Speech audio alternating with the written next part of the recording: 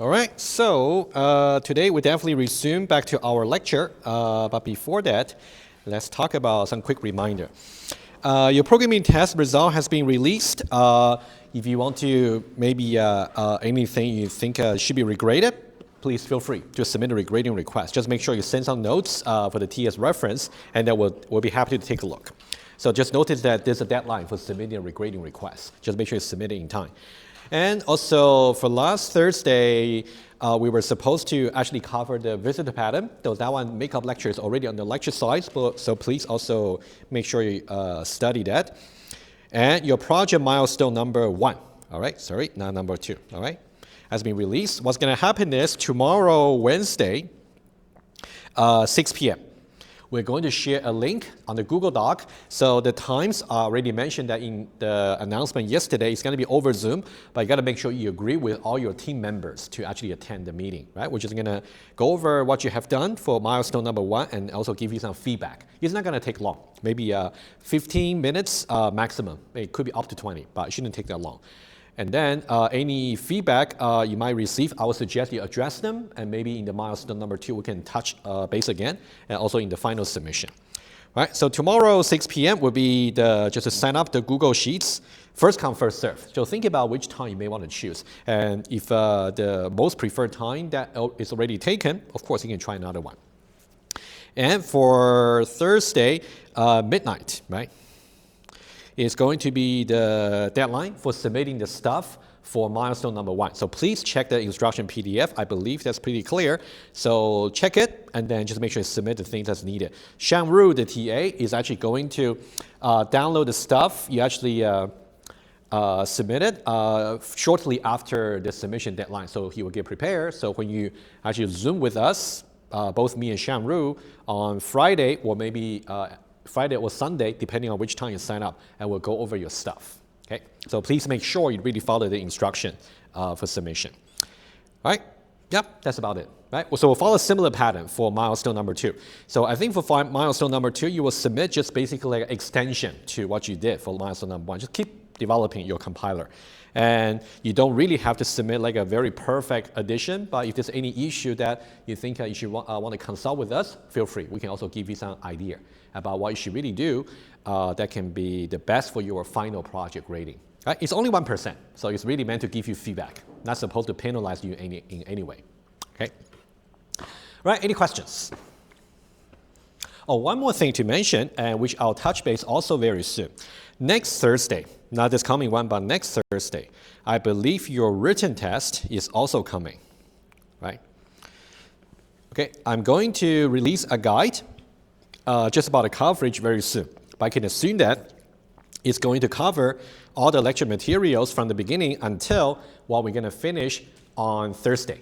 Okay, it's going to cover. Whatever we're going to cover next Tuesday is not going to be covered in the written test. It's a bit too soon to the actual written test. And I'll confirm about the coverage and also the format. Okay, it could be a mix of the E-class and maybe some handwritten questions as well, but I'll confirm. Okay, most likely before Thursday's class, I'll let you know. All right, you can just look forward to it. Okay, so to be confirmed.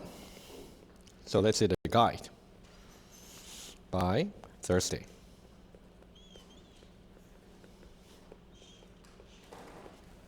All right.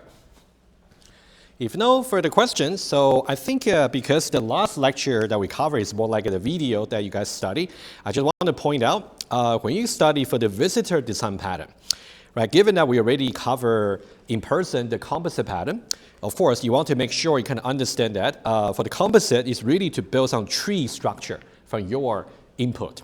So of course for your projects, your input language that you design is really a tree, like a parse tree. We're going to dive more into parse tree today when we continue with the lecture. But the composite is really the first half about building the tree. And the visitor is really about how you can visit the tree systematically. Okay?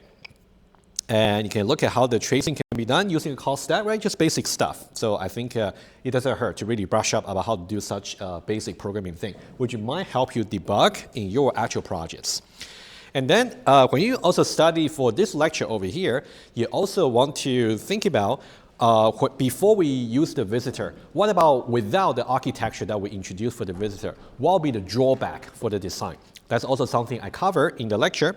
So you want to think about why it will pollute, the classes over here like that, right? And also it's going to create some violation to the single choice principle, design principle, right? So something you want to watch out as well. And then, so we talk about open-close principle as well. Want to remember what's really open, what's really closed, right? So whenever you design a system, you want to decide for your projects whether the structure should be open or the operation should be open. You don't want to keep everything open. That's not the way. Also, you don't want to keep everything closed. You want to say some parts should be open and some parts should be closed. And another question that's also very common for test, right? In the case of the visitor pattern, which part should be open and which part should be closed? The answer was discussed thoroughly also in the lecture, right? So please make sure you also study that, okay? Open-close principle, and then when we actually spoke about the visitor pattern in the lecture, you also want to see, you can see we have a complete separation of concern. So this part over here is about a composite that we spoke about. That's the tree structure. And this part here is about the various operations that we do that can traverse. Each one of them is going to require the traversal of the tree. So in you guys' case, you don't really have to evaluate because it's only about type checking, right? So you might have something called type checker over there. You may also have something called a pretty printer. You may want to print out the input that's given, or maybe with some modification. It's kind of completely up to you, right? So you might have different subclasses under visitor. But I'm just saying evaluator may not be applicable to your project because you're not supposed to evaluate or concerned about runtime.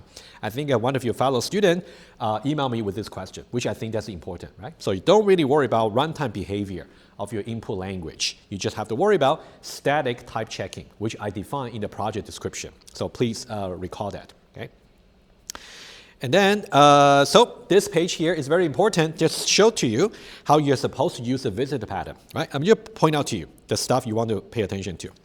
You kind of built the tree structure for the expression, right? For example, it's a simple addition. And then you're creating a particular visitor. So this evaluator after the new keyword is the dynamic type, right? And then we're saying that the structure.accept visitor. And then this add over here has certain dynamic type. Also, this visitor here also has certain dynamic type. So there is a phenomenon that's very important for studying visitor. It's called double dispatch, right? So if you have already studied lecture, you should know what it is. If you haven't, you really want to pay attention to what double dispatch is. Number one, how it can occur, and number two, if I ask you a question about tracing it, you should be able to do it. Okay, so when you study a lecture, just pay attention to double dispatch. Double dispatch simply means dynamic binding is going to happen 2 times. Okay, but you want to know the order of them happening and also exactly how they happen, right? Also, what they're going to, in some way, since you are traversing over some tree structure, for example, let's say. So the tracing I did in the lecture with you was like this. So let's say we got some addition, right? It's a tree, composite. So tree has a left child and also has a right child. We can think about this like a left subtree and right subtree. The left child and right child can be arbitrarily complicated. So when you are somehow visit the left subtree itself is going to be recursive, right? So the number of double dispatch, it might occur when you're trying to visit a particular expression tree could be multiple. So you just gotta remember how exactly we get started with a double dispatch for the first time, and that one may delegate further double dispatch, right? So if you follow the lecture, I also gave you guys some exercise to really try out to trace further, all right? So just get to the details and then let me know if you got any trouble. Well, to be more precise, you can see that here. In order to visit the addition, you can see we have to call the accept and accept separately on the left and the right subtree. Each one of them is going to instantiate more double dispatch to be executed. So at the runtime, it's really going to be how many double dispatches are you going to execute? It depends on how deep the tree is. Okay, so that's really something you want to pay attention to. Okay, double dispatch. All right, so yeah, that's the turn, and then further tracing, let me see. Okay, that's just some idea about open-close principle in the case of the visitor pattern, right? Just discussion about design. So also go over that, just make sure you grasp the point. So when you study this composite and visitor lecture for your written test and for the exam, not only that you should really pay attention to the Java code that we spoke about, right? Of course, you got to know how to write Java code. But what I really also concerned about equally is about the design rationale that we spoke about, right? This is more like a compiler course where we want to synthesize about many design principles. I think the design principle we spoke about in this lecture, also pay attention to them, right? They might appear in the written test and also the exam, okay? All right, good. All right, good. Guys, any questions? If you haven't got a chance to study this lecture, please do so as soon as you can. And you still got until next Friday, not this week, but next Friday, to really get stuff clarified, and you can still drop by office hour. So we definitely talk about if you got any questions, okay? All right, if no further questions, let's now move on. So I think today we want to revisit the syntactic analysis. I think for today and also about maybe the first 1/3 or first 1/2 of Thursday, we're still going to talk about the basics of the context-free grammar, parse tree, and some derivation, just to finish the basics. And then about the maybe the second half of Thursday, the latest, I'm going to start talking about one of the parsing algorithm. Right? It's going to be the fun part also for this course. Okay, so that's the plan. Okay, so there will be some slides I want that will be rather straightforward. I want you guys to also give it a try. For example, right? You will see there are different languages which we want to specify using the context-free grammar. We already did some very simple one, before we spoke about the composite and the visitor. So you guys can maybe go over the slides again, just to see the context-free grammar. Sometimes there may be more than one way to really specify the grammar for a single language. Of course, in the test, we'll judge manually to see whether the one you're specifying is actually okay. All right, so this one here, if you look at the language here, we want you to define this context-free grammar for a language. And the language itself is recursive, so it cannot be specified by DFA, regular expression, or NFA. Just not possible. It's beyond regular language. It's going to be each block of 0 is followed by at least as many ones. Okay? So let's say this will be the test question, right? So when you do this one here, you can, based on this description here, you can maybe draw yourself some examples. Like what example should be in this language here, and what example should not be. Typically, we'll give you some, like an example for you to test out, right? But to really see the grammar, okay, for example here, right? You can see here, we got 3 zeros over here is followed by at least as many ones, right? Followed by exactly 3 ones. Or it could be followed by 4 ones, like more ones. But it cannot follow by less than 3 ones. Okay. All right, so for the actual grammar itself, it's actually very straightforward. You can just go over them. So in the curly brackets, I simply just give you some comments for you to follow. Okay. So BC over here simply stand for base cases. And also RC over here simply stand for recursive cases, right? So take a look at this grammar here, or if you want, just take this as a challenge, do it on your paper, and then check it out, okay?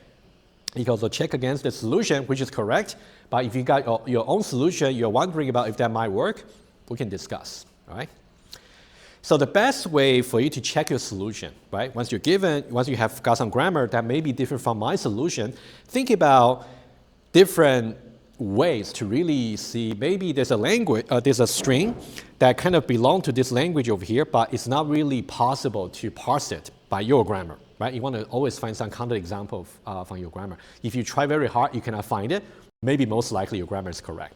That's what we will do as well. If you actually give in the test maybe some grammar that's not exactly our model solution, we'll look at the grammar, and then we might just try to find a string that's actually going to be allowed. Okay, I'll show you exactly what I meant.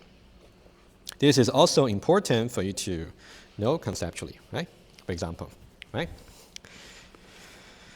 So let's say this is the language.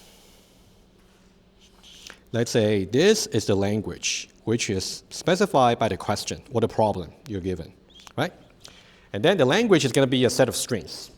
And then let's say what you have given to us is some grammar. And you can think about in general. So you can think about the grammar you're giving is G.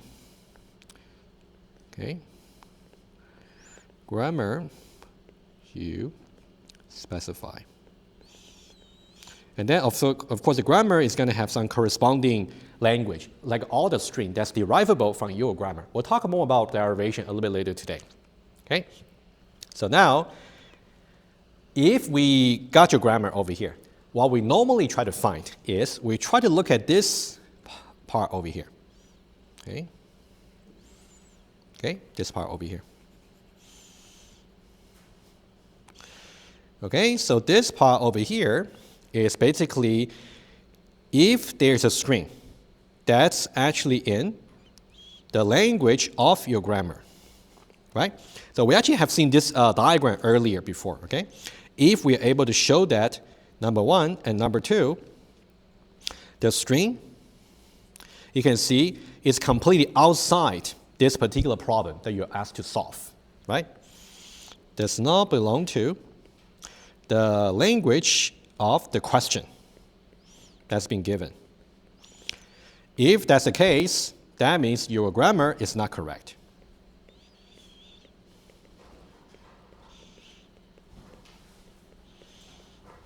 Okay, just remember this principle over here, right? So when you're trying to write some answer for the test or the exam, always try to do this kind of exercise yourself. And Shanra and I will do the same, right? In case we see some grammar that's kind of interesting but may not be correct.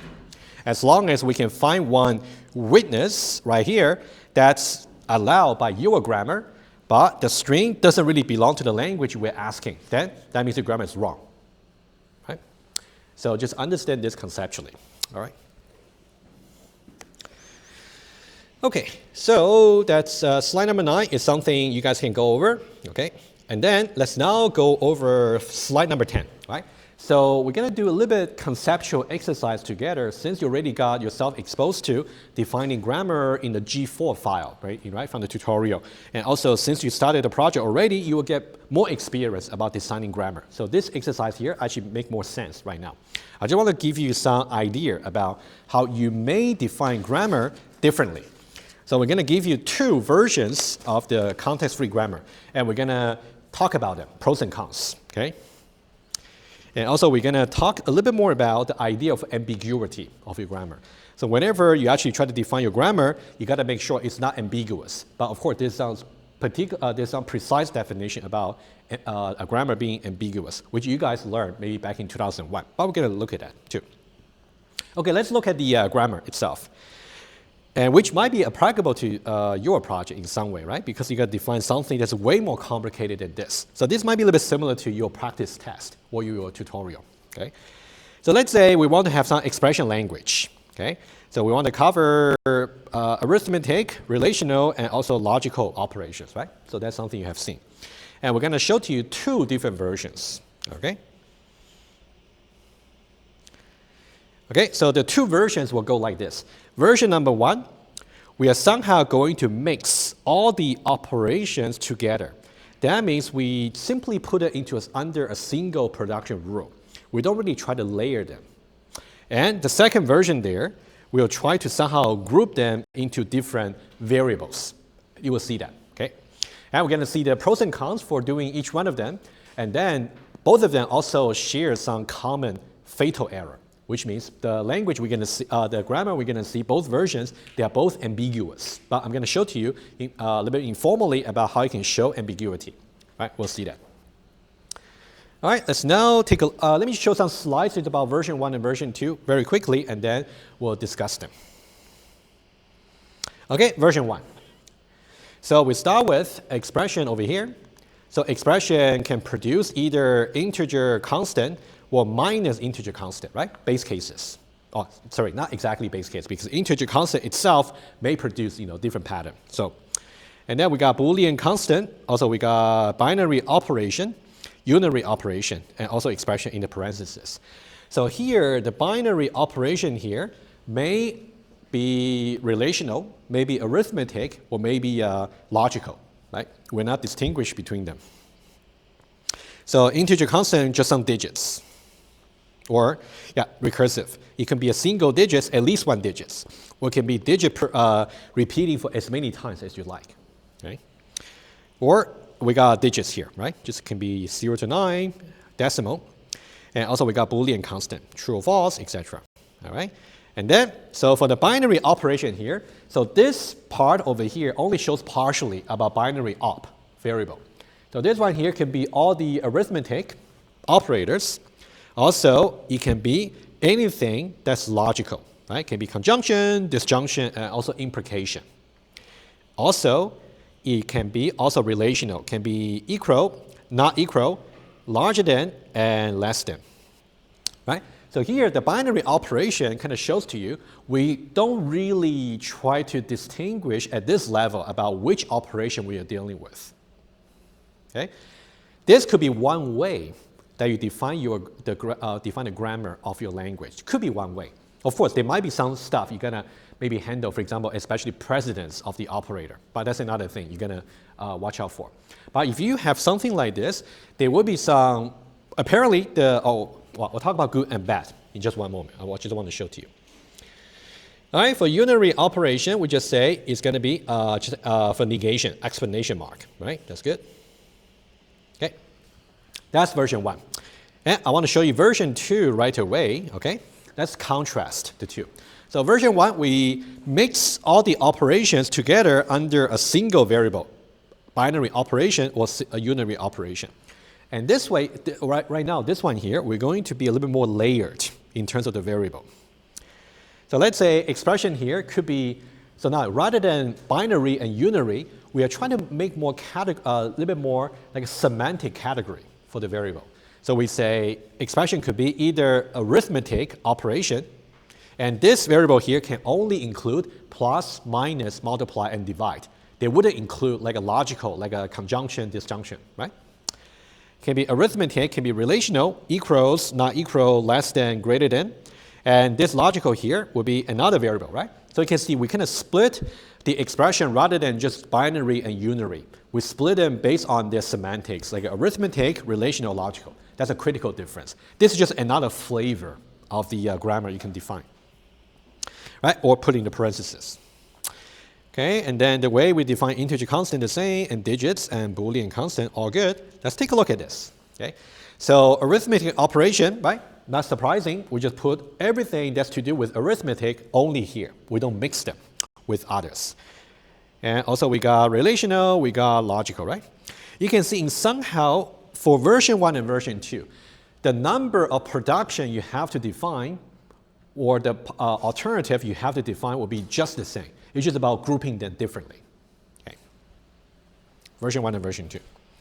And of course, now we will have to discuss the pros and cons for version 1 and version 2. All right. Okay, let's talk about this one here. All right, so I put version 1 and version 2 all together.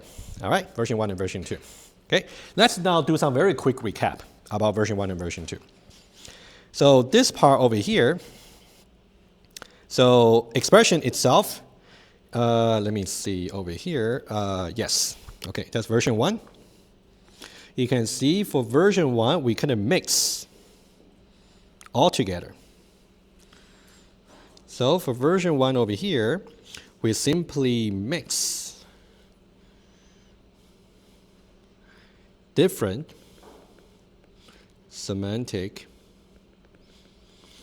operations under the same variable.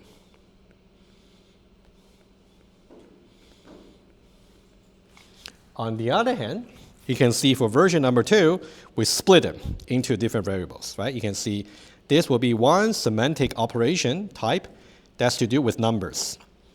And this is another one that's to do with also numbers, but it's more like a relational. This one here is going to take numbers and return numbers. And this one here is going to take numbers but return Boolean. And this one here is going to take Boolean and also return Boolean, right? Conjunction, disjunction, etc. So this one here for version number 2 is basically, let me just box a little bit better. There we go. Okay, good. So think about all these, 1, 2, and 3. So they are simply, so there's a clear separation. Separation of different category of semantic operations to different variables. All right, like that. Okay. So that's about the difference, right? Any questions so far about the two grammar? Yes? Would you always say that modularizing more and more, in this case especially, this would be... You mean version 2? Version 2 would be better? I think version 2 definitely makes some sense, yes, because in some way you are trying to be more explicit about what kinds of semantic operation you might have. However, the disadvantage of version number 2 might be something you want to avoid as well. So as we try to discuss it, you will see. Okay, we'll see. Yeah, especially for you guys' purpose of the project. You may want to also pay attention to that, right? So let's now take a look. So what we want to do is, why don't we take a look at this one here, okay? So if you take a look at, let's say, this particular string, 1 plus 2 implies 5 divided by 4. All right? Let's take a look at this string. And let's make it more relevant to your projects in something that can also give you some hints, right? Imagine this. If I look at this input over here, right? If I give you this, is it going to type check? For example, if you only look at this sub-expression, 1 plus 2. So for the plus, we are expecting number and number. As far as this sub-expression is concerned, we are okay, right? Also, as far as this sub-expression is concerned, we are also fine, right? This is going to give us a number. This is also give us a number, okay? So this one here is going to give us, let's say, some number. Okay, I'll just say hash for number. Maybe I'll say integer, okay? This is going to give us some integer. And this one here is also going to give us some integer. Let's say it will, just like a Java, right? If you integer divided by integer, it's going to give you the integer quotient, let's say. So we got integer, integer. However, if you look at this one here, this is implication. What do we expect on the left and the right? Yeah, exactly. So now, in your type checker for your project, right? When you are checking this and this in isolation, individually, they're okay. However, as soon as you hit to the root for the implication, it's not okay. Because for implication, you're expecting Boolean and Boolean, but you got integer and integer. So this is the point where you should really report some type checking errors, right? Of course, this is a very simple example, just on the expression. And in your language, you may actually have many other fancy constructs, maybe method call, maybe pointer arithmetic, I don't know. That's something you got to decide, okay? But before that, let's say here, number one, so for this one, we can do a little bit more detail, just for the first one, okay? As far as version 1, right? So now we first of all talk about version 1. As far as version 1 is concerned, is this a syntactically correct string?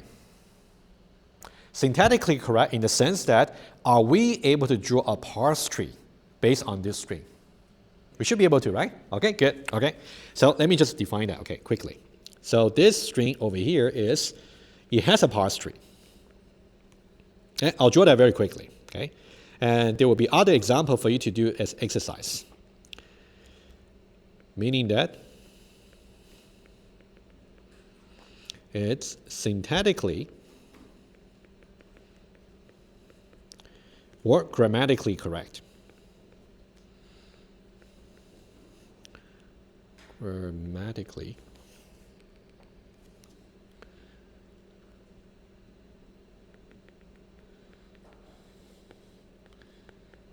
I may not spell grammatically correct, actually correct, but you will see, okay?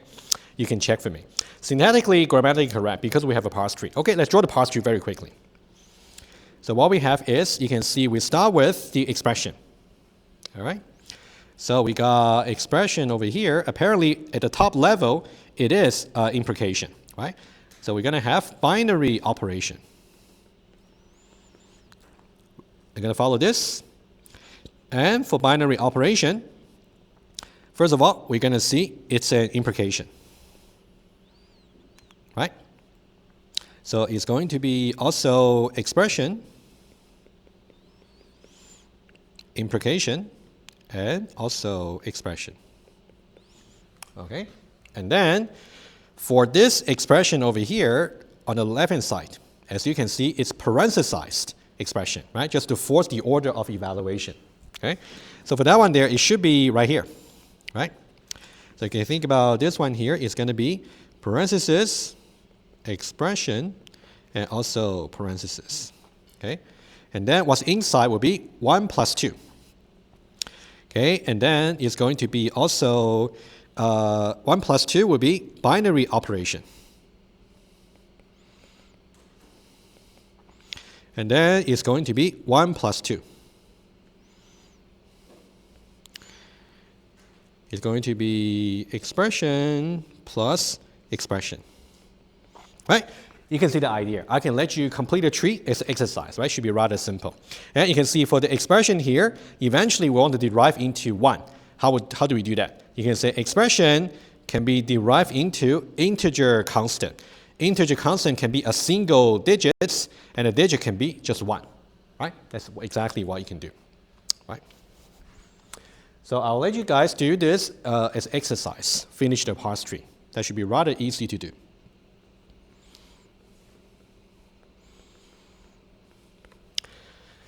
So the good thing about the version 1 is you mix all the operations together in a single variable, just for simplicity. So you can only use the binary operation whenever you want to do either plus or implication, just under the same variable. Just for it's kind of convenient to always go to this particular variable and look for the relevant production rule. Okay? So the pros for version 1 is only a single variable.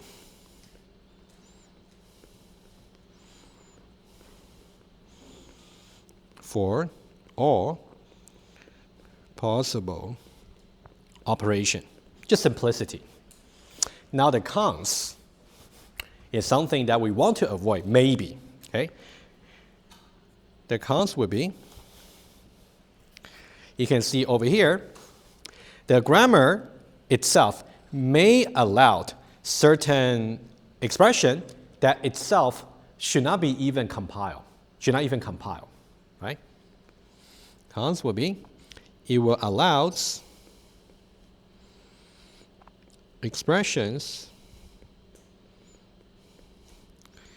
that are not type correct. This is the example. So that means we should expect maybe there's some semantic operation implemented by your model classes to do that. Right? So based on the disadvantage, some checking by model classes. Right? I'm just trying to draw more relevance to your Antler projects. My model classes will be expected. Okay? That's for version 1. And for version number 2, it's kind of the opposite. What used to be the pros for version 1 will now be the cons, and vice versa. Okay, let's take a look very quickly. Okay? Okay, I'll get to this one here in just one moment. Okay? There's another interesting example we can see. Okay, let's now talk about version 2, right? The same string, the same. So now, for this particular string here, as far as the grammar is concerned, is this syntactically correct? Right? That's an important question. Okay, write down a question here. You guys can look at the grammar and think about, right? So we talk about version 2, right? We already switched the version 2, right? Is this syntactically correct?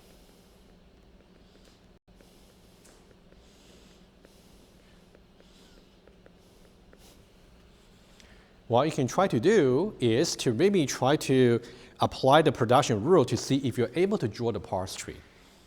If you try all the possible derivation and it turns out to be not possible, then you should not be syntactically correct. Okay? Why don't we try it together? All right, very quickly. At the top level, we should have expression, right? We should have the expression that's implication. So we can start with expression here, and then we should go for, and the implication here should be considered as logical, right? So what we do is we can say expression over here, and then logical operation, right? Hopefully everybody getting the first step, right? So because we know that overall is going to be some implication. And it's operand here and operand over here based on the grammar. If you go to the logical operation right here, do they allow you to further derive something like a 1 plus 2? They don't, right? You can see once we get to logical operation over here, right? Let me just get there. Once you get to logical operation there, you can have conjunction, disjunction, etc. But they only allow logical operation to be operated, right? They don't allow things like a 1 plus 2, which is arithmetic anymore, right? Let me go a little bit further. So for example, if you look at this one here, right, that's the one we want. Let's go one level further. So it can be logical operation, and then we got implication symbol, and we got another logical operation. And our goal is, are we able to start from logical operation and derive something like 1 plus 2? The answer is no, we cannot. Because once you go to logical operation, even though you got parentheses, yes, it's matching here, but 1 plus 2, there's no way you can derive that under logical operation. So we're getting stuck. So as far as this grammar is concerned, that expression that used to be syntactically correct by version 1 is not syntactically correct anymore for version 2. That's the critical difference. All right? You can argue that it's either an advantage or disadvantage. It's kind of up to you, right? So here, I'm going to say stuck. Cannot derive, for example, 1 plus 2 from here. So the answer to our original question over here is no. It is not syntactically correct. It is not. Okay? Let's now summarize the pros and cons very quickly. Okay? So the pros and also cons. The pros is, if we are giving anything that's something that's not type correct, we're simply rejecting right at the front. We don't even bother to process it with a semantic check. Okay? In some way, that can be pro because we just reject at a parser level. Expressions, they are not type correct. They are rejected at the parser level, parsing level. Not even semantic. We don't even bother. In some way, that's a cleaner way because you kind of reject to the user to say, oh, your string is not even type correct, so I'm going to reject it. But at the same time, you can argue that it's a cons, right? Now, because for your project, you cannot just reject. You want to output some nice report, right? So the cons is to perform semantic operation on the input For example, let's say you really want to output some nice, comprehensive type-checking error messages on this expression. I think as you study the Antler 4 tutorial video, it is also possible that you can actually print some, output some errors when you're doing the parsing, right? You can maybe look up the tutorial to see how you can do it. But I would say for this project here, doing the type checking at the parsing level is not going to be the way to go, because what you really want to build for the type checker is very sophisticated. You don't want to put all those important operations at the parsing level. You want to put everything in the model package, right? I'll write it down for you. So to perform semantic operation on the input,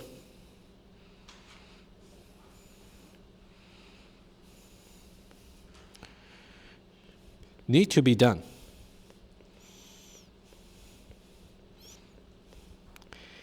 in the non-model classes, right? Basically, you only get to the model classes when you have already finished the parsing, right?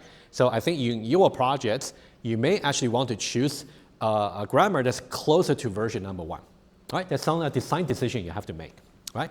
So this, I'm not saying that type checking is not doable. I'm just saying that conceptually speaking, you really want to do the main semantic operation, not at the parsing level, but it should be more at the model level, once you finish the parsing, right? All right, let me recap very quickly what we have seen so far. We basically talk about for version number 1, you kind of mix all the operations together. And for version number 2, you kind of layer them into different variables.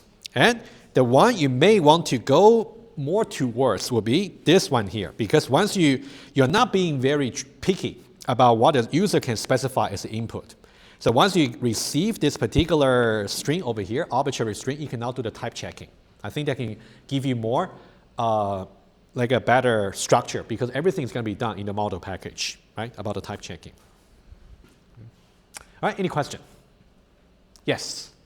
Just to reiterate, so you're saying it may be better for the project to actually use version 1 instead of version 2? Yes, more towards.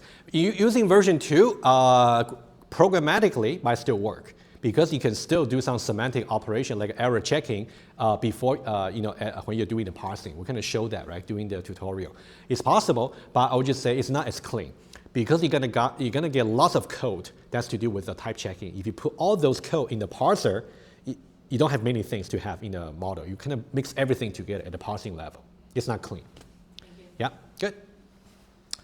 All right, I think that's the reason I kind of just want to explain to you guys just some simple, scenario. You want to make some design decision, okay? But of course, for your project, you have to make some decision by your team. If you believe that you want to have some, maybe some part you want to be more like a version 1, some part you want to be more like version 2, as long as you can justify with some convincing argument, we're okay, right? We're not restricting you to say you must go for version 1, right? Good. All right, why don't we take a very short break by taking attendance. I think there's one more thing I want to talk about both of these versions, and then we'll move on to some other stuff, okay? All right, so before the break, we basically use the same string, input string, and the input string itself is not type correct. And then we try to use version 1 and version 2. So for version 1, you will need to do some semantic operation to type check it. But for version number 2, at a grammatical level, it's going to reject it, right? So it's really hard to say which version is completely right or wrong. You just got to know the pros and cons. Let's now talk about another string on the version 1 and version 2, okay? So now, especially for version 1, right? I want you to look at 2 operations here, right? So if you look at multiply, and also you got plus right here. It's a classical problem. Maybe you have something you have seen already in 2001, right?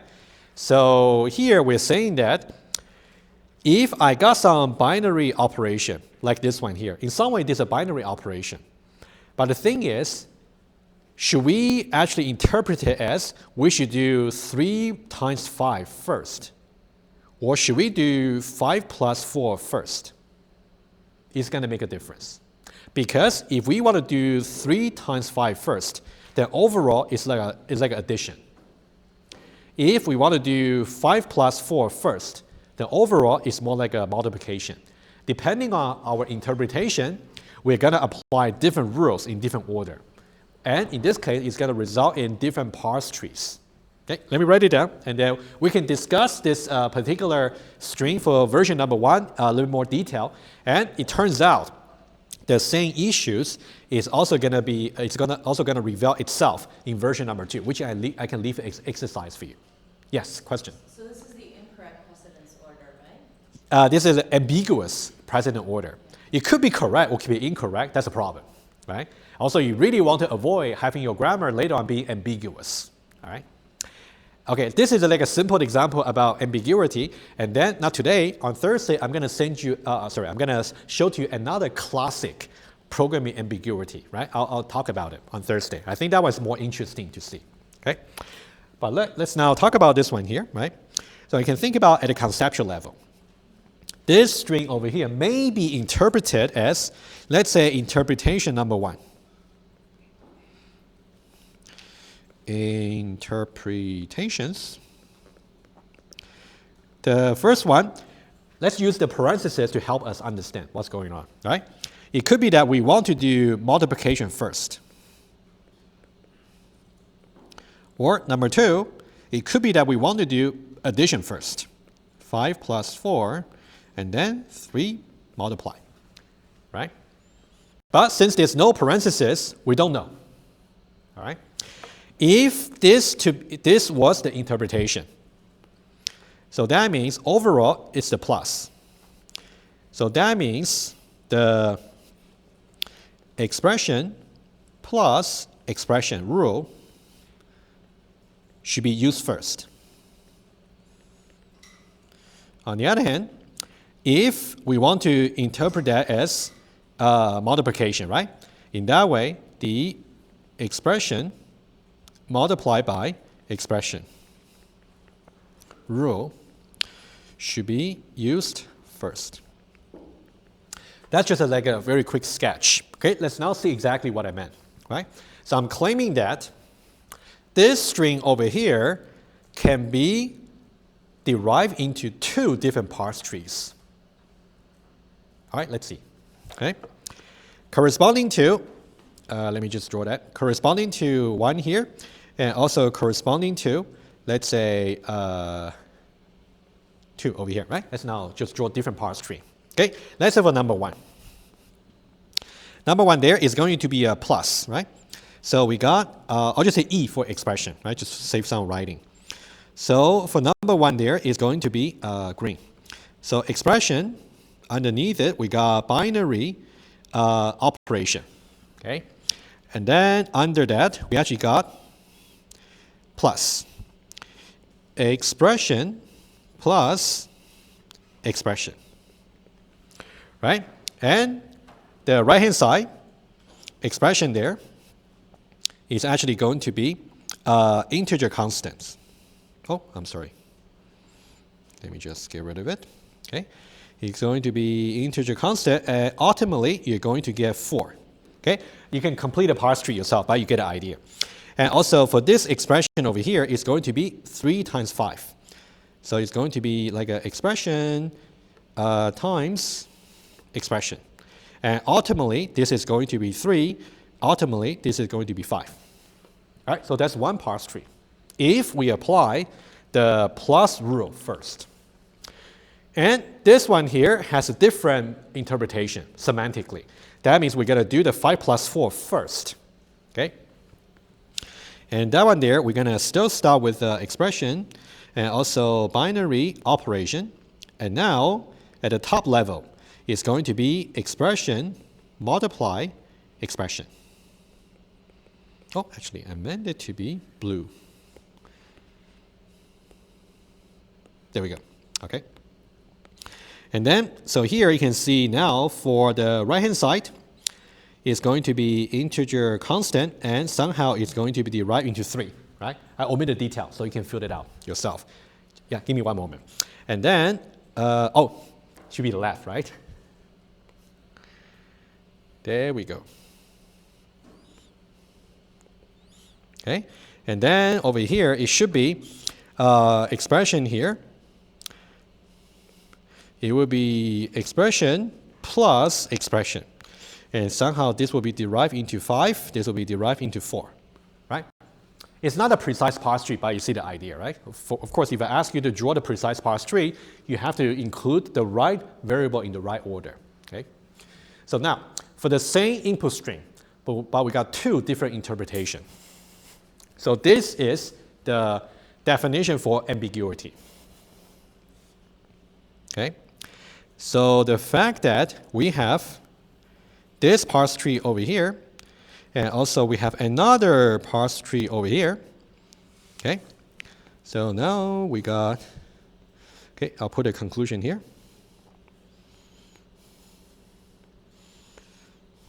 Having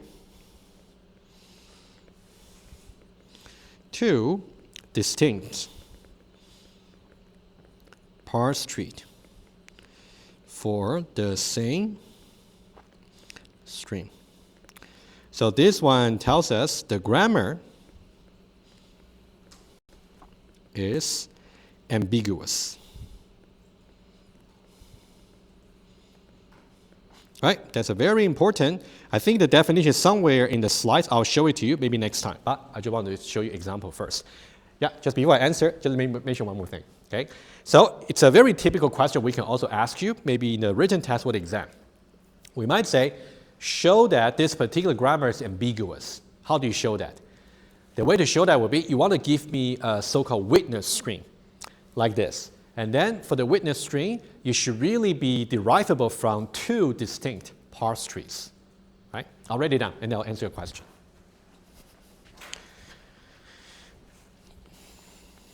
To show that a grammar is ambiguous,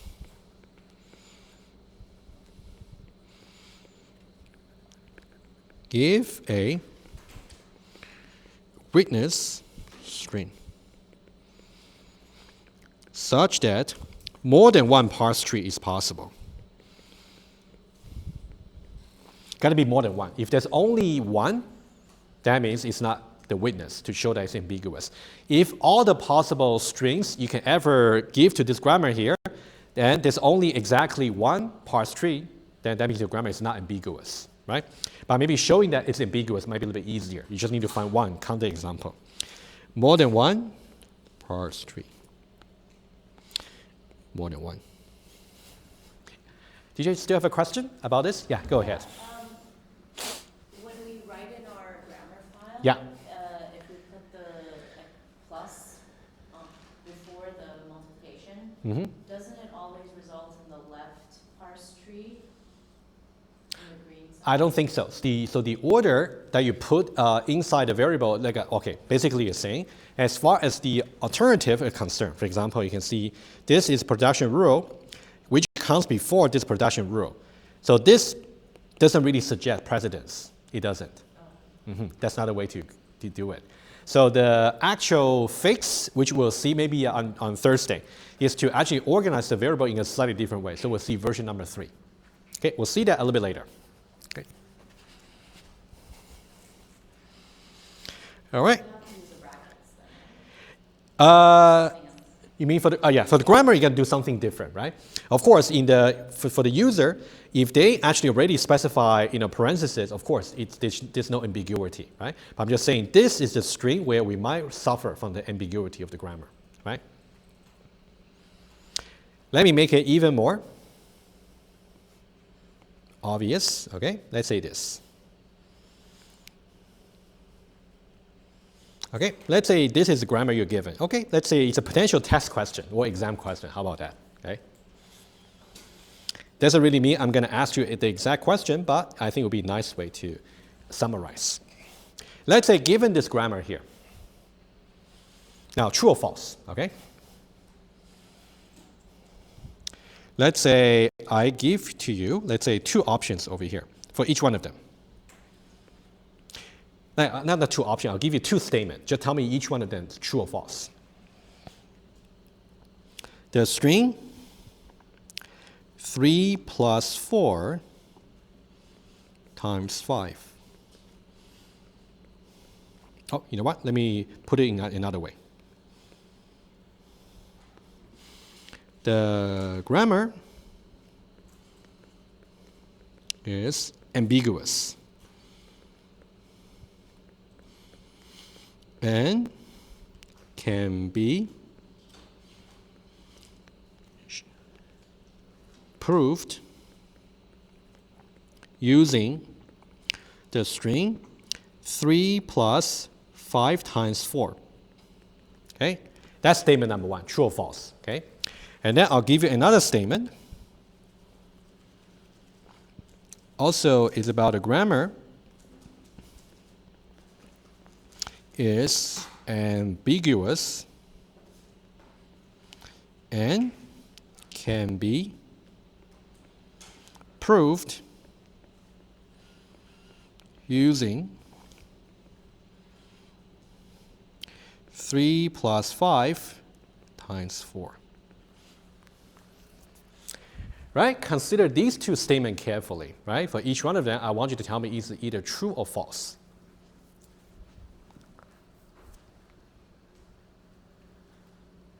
Okay, first one, true or false?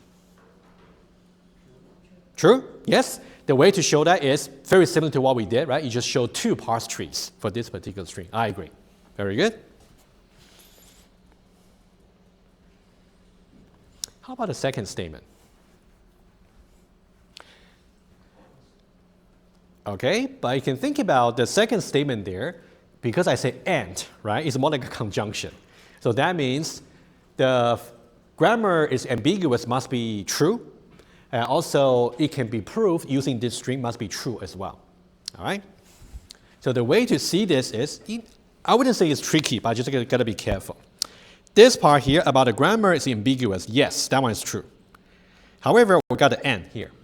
So that means what appears after the and should be true as well. Now, can we show that it's ambiguous using this particular input string? It turns out we cannot. Because you can try it out, in order for you to draw the parse tree for this particular string, because now it's properly parenthesized over here, that means you have to go for this part over here, just go for expression, right? So that means overall it's actually multiplication. So you start with the multiplication, and then for the left-hand side, it's going to be parenthesized expression. There's only one way for you to actually derive that string. So there's only a unique parse tree. So this string over here cannot be used to show, because it has only one parse tree. Yes? So just to double check. Yes. If you just put the multiplication above in the grammar rules, that would not actually... No, you would not. So you would still have the same problem. You still have the same problem. Yes, exactly. So the order about organizing the different rules under the same variable does not specify any precedence whatsoever. Mm-hmm.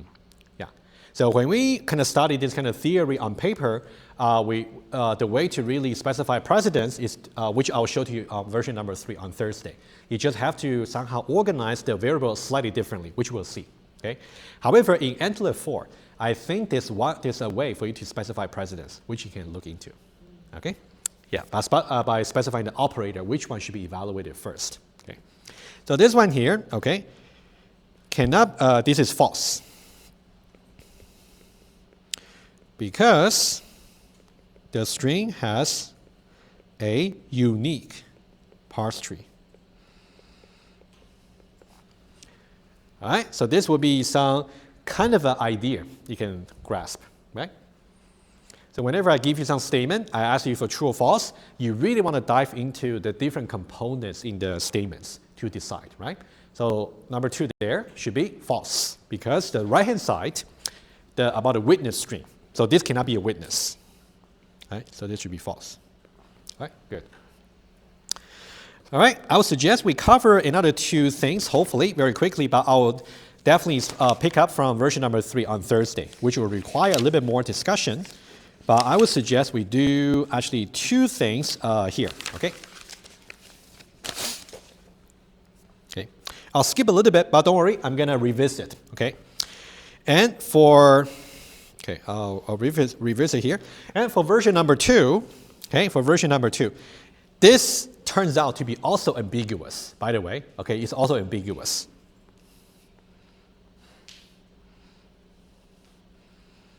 also ambiguous. Because you still got multiply and plus under the same variable, right? So you really didn't solve that issue like in version 1. So how do you show that? Okay, you can use something similar to show that, right? Exercise for you, okay?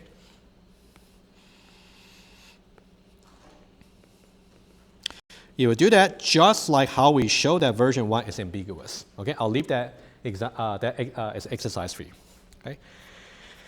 And then this page over here, I'll also go on over. I will start with that also on Thursday. That's just about formulating the context-free grammar, which is not difficult, right? We'll get that. I want to talk about 2 examples here, and this will be version number 3. And I bet you have seen this maybe in 2001. Okay, I will get there, maybe on Thursday, to brush out your mind. So this will be the final version that's actually going to be unambiguous. You definitely don't want to have a grammar that's ambiguous. That's a bottom line. Okay, so we'll get to this on Thursday. I want to do 2 examples together with you.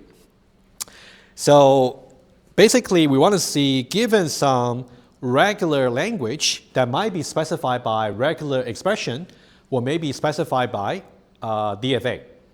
Because regular language is actually a less powerful language, like a less expressive language than context-free languages, right? And grammar is supposed to specify context-free languages. So we should be able to specify regular languages using context-free grammar.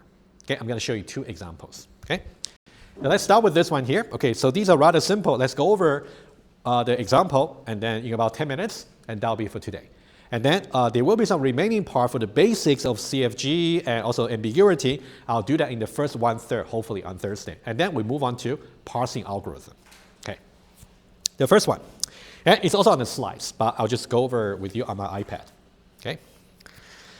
So the way to think about it is, if you got, so for regular expression, it could be epsilon, it could be A, right? If you remember from our earlier discussion here, A would be some character or symbol that's in the alphabet, right? Or it could be E plus F, it could be concatenation, it could be cleaning star, or it could be parenthesis, right? So what will be the corresponding grammatical rule? Okay. So let's say we got some star variable. How can we produce epsilon? Well, you just say it produces epsilon. Easy. How can we produce A? Also similar. S produces A. And what about union operation, right? For the regular, regular expression. This one is going to be recursive, okay? So we still got our star variable over here, and then we're going to think recursively. This will be the left-hand side, which may have some grammar corresponding to it, and this is our right-hand side, which may also have some grammar corresponding to it. So for the left-hand side, we're going to get some grammar of the E. And then plus will be this or that. So that's really the vertical bar, right? The alternative. And then over there is going to be the context-free grammar of F. So it's going to be either the grammar for E or either the grammar for F, right? We're going to put them together using vertical bar, right? Just a rule. And then we're going to see concrete example. And this one here is just concatenation, right? So for concatenation,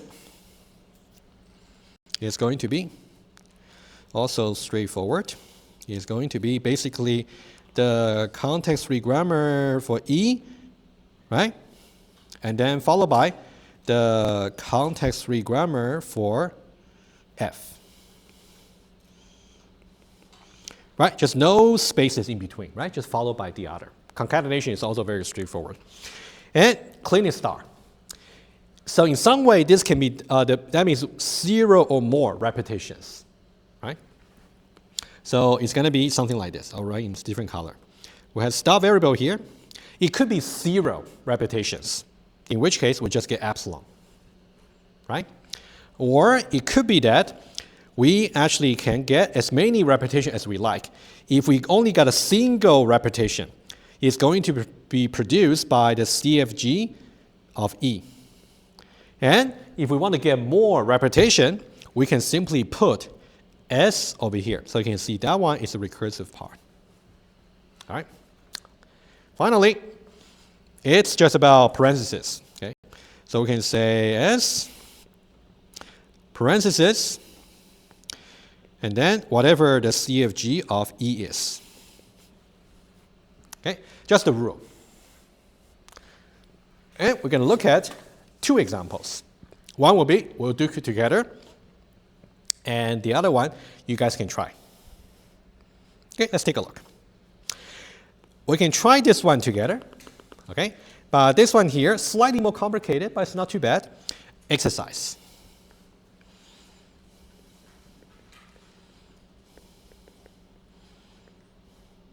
Okay, let's now do this one here. Hints for you. Think about how you can break down this regular expression into different parts at the top level. The way I see it, this is one part about cleaning star. This is one part about a single character, because the alphabet is actually 0 and 1, let's assume. The third part is about the parentheses and the 0 plus 1. So 1, 2, and 3. If you kind of agree with me, why don't we say, this part over here, let's call that T. And this part over here, let's call that U. And this part over here, let's call that V. T, U, and V. All right? And the star variable is going to be S.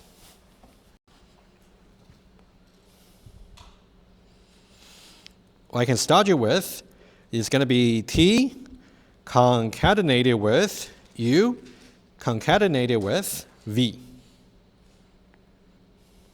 All right, that's the first rule you can have. Of course, your job is now to define T, U, and V. Okay, I will pause just for a few moments. You guys can think about how to do that, and then I'll go over the rest. T, U, and also V. Define it separately, right? It's very simple, actually, to actually specify some regular language using context-free grammar. Usually, because, yeah, just very straightforward. That's why we can go over this in the last part of today, right? If you don't mind, U is extremely trivial, just 1, right? V here is not too bad. It's either 0 or 1, right? It's going to be 0 or 1. All right. And what about for T? T over here, it's kind of it's not tricky, it's just that, somehow you got 0 plus 1 over here. You can think about that part there is just some further pattern. So you can think about 0 plus 1 over here. I can call that, for example, T2. Okay, so let me put T2 over here. T2 is going to be either 0 or 1. Okay? And then the T here is more like a cleaning star. Can be 0 or more repetition for T2, right? So as we summarized earlier, it's going to be either epsilon, or it's going to be a single repetition of T2 or multiple repetition, right? You can see this part is where the recursion is, right? So that'll be the answer. All right. Yes? What about for parentheses? I know someone might ask. I'm glad you asked. Okay. So here, okay, let me use a different color. This one here, okay? Let's say, for example, this parenthesis and this parenthesis, and the other two on the left as well, similar idea, okay? They are not part of the alphabets, because we're assuming that the sigma here is only 0 and 1. They are not the sigma, which is the 0 and 1. So they are simply at the regular expression level just to force the evaluation. So that means we want to, imagine that if you didn't really have the parenthesis, right? Let's say you didn't have that, then it's going to be interpreted as 1, 0, plus 1, which is not what we meant. Right? Yeah, okay. Yeah. So that's why we don't really include a parenthesis at this level here. It's 0, 1, right? It's different. All right, you guys can try on this one here. Okay? I think we got about 4 minutes, enough for one more example. So that's about how you can specify the grammar for regular expression. Another example would be, how do we specify grammar for DFA or NFA similarly, right? This will be exercise for you. It's a little bit more complicated, but it will be done just the same way. Okay? This will be exercise over here. And I think maybe the slide included some principle about how you can turn how you can specify grammar for the DFA, but I can mention to you right away. It's very straightforward. Okay. Basically, the way to do that is every state is going to be turned into a variable. Okay. So now we got one state over here. We're going to use something called maybe S0 or R0. It's kind of up to you. And this is another state, S1. All right, so what we do is we're going to start with S0 and also S1. So when you do this example as exercises, how many variables should you get? S0, S1, S2, S3, S5, etc. So you got 1, 2, 3, 4, 5, 6 variables. So here we got 2 variables. You might be wondering, how do we specify like a regular states as opposed to accepting states? You will see, okay? But how do we handle about the transition, right? So here you can see from S0, we can either go for 1 or we can go for 0 over here, right? So we'll just write it out. So you will simply say, I can go for, let's say 0, and then after that, and then I will go to S1. Or if I go for 1 and then I stay at S0. Right? So basically you can see S0, 1, S0. S0, 1, S0. Right? How about here? S1? You can either go for, let's say, 1 here, and then you go back to S1. Or if you go for 0 over here, and then you go to S0. But given that this is the accepting states, right? You can see that's the accepting states. So that means the string can terminate right here without any further derivation. So to specify that, we can just say epsilon. All right? So this one is the base case.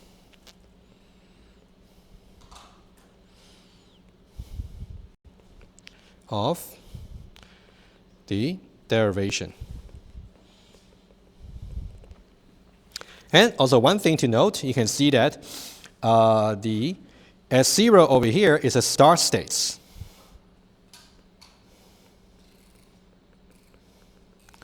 So S0 over here is a start variable. Right, the correspondence. All right, any questions? Yeah, quick question, please. Why didn't we use V and we created a T2 in the previous one? Because V and T2 were exactly the same. It was 1 or 0. We have to create 2 separate ones? We have to. Because you mean V and T2 over here, right? Yeah. Oh, I see what you mean. You're quite right, because for V and T2, they don't really go any further. They're simply the pattern, right? I would say, strictly speaking, if you didn't follow exactly this kind of rule, of course, you can just go for maybe just the same. Maybe you can even call that maybe X and X over here can reuse the pattern. That's fine. It's going to be derived into 0, 1 anyway. But I think if you kind of follow this, it might be a little bit clearer to say this only belongs to 0 plus 1. This belongs to 0 plus 1. Semantically, they are the same. Yep. Okay. All right, awesome. Thank you. And then we'll see you on Thursday again. And please don't forget about the milestone number 1.